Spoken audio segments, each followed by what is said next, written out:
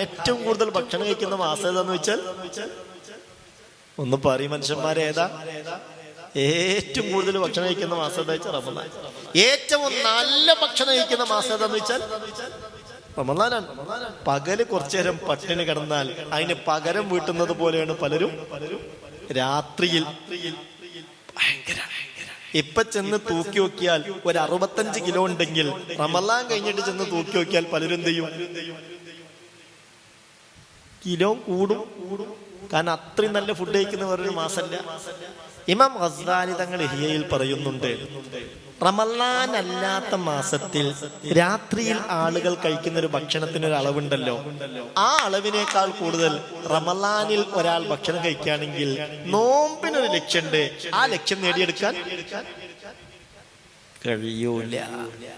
നോമ്പ് കൊണ്ടൊരു ലക്ഷ്യമുണ്ട്, ആ ലക്ഷ്യം നേടിയെടുക്കാൻ കഴിയില്ല.